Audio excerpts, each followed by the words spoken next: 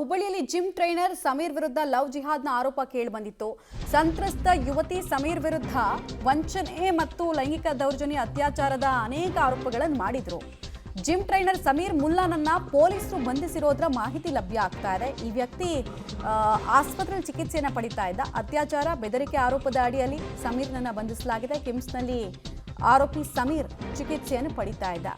ವಿಚಾರಣೆಯ ಬಳಿಕ ಸಮೀರ್ನನ್ನ ಪೊಲೀಸರು ಬಂಧಿಸಿದ್ದಾರೆ. ಅದರ ಅರ್ಥ ಈತ ಕೊಟ್ಟಿರುವಂತಹ ಸ್ಟೇಟ್ಮೆಂಟ್ ವಿಚಾರಣೆಯಲ್ಲಿ ಪೊಲೀಸರನ್ನ ಕನ್ವಿನ್ಸ್ ಮಾಡುವಲ್ಲಿ ವಿಫಲವಾಗಿದೆ. ಹೀಗಾಗಿ ಹೆಚ್ಚಿನ ತನಿಖೆಗೋಸ್ಕರ ಈತನನ್ನ ಅರೆಸ್ಟ್ ಮಾಡಿದ್ದಾರೆ ಅನ್ನೋದು ತಿಳಿದು ಬರ್ತದೆ. ಮತ್ತು ಅತ್ಯಾಚಾರ ಅನ್ನುವಂತಹ ಆರೋಪ ಸೆಕ್ಷನ್ಸು ವಿಪರೀತ ಗಂಭೀರವಾದಂತಹ ಸೆಕ್ಷನ್ಸು. ಬಟ್ ಆತನಿಗೆ ಅವಕಾಶವನ್ನಂತೂ ವಿಚಾರಣೆ ಸಂದರ್ಭದಲ್ಲಿ ಕೊಟ್ಟಿರ್ತಾರೆ, ಏನಾಗಿದೆ ಅಂತ ನಿಜ ಹೇಳುವಂತ. ಆತ ಕಕ್ಕಿರುವಂತಹ ಸತ್ಯ ಅಲ್ಲ ಅಸತ್ಯ ಅಂತ ಗೊತ್ತಾದಾಗ ಸಹಜವಾಗಿ ಆತನನ್ನು ಬಂಧಿಸುವಂತಹ ಪ್ರಕ್ರಿಯೆಗಳು ಆಗಿದೆ. ಈ ಪ್ರಕರಣದಲ್ಲಿ ಮತ್ತೆಷ್ಟು ಟ್ವಿಸ್ಟ್ಗಳು ಸಿಗುತ್ತೆ ಅನ್ನೋದನ್ನ ನೋಡಬೇಕು. ಬಟ್ ಗಾಬರಿ ಬೀಳಿಸುವಂತಹ ಅಂಶಗಳನ್ನು ಸಂತ್ರಸ್ತ ಯುವತಿ ಈತನ ವಿರುದ್ಧ ಹೇಳ್ಕೊಂಡಿದ್ದಾಳೆ. ಹಾಗೂ ಆ ಹುಡುಗನ ಮೊಬೈಲ್ನಲ್ಲಿ ಬರೀ ಹುಡುಗಿರದೇ ಫೋಟೋ, ಮೊಬೈಲ್ ತುಂಬ ಬರೀ ಹುಡುಗಿರದೇ ಫೋಟೋಸು ಮತ್ತು ನಿಷೇಧಿತ ವಿಚಾರಗಳು ಎಲ್ಲವೂ ಕೂಡ ಅದರಲ್ಲಿತ್ತು.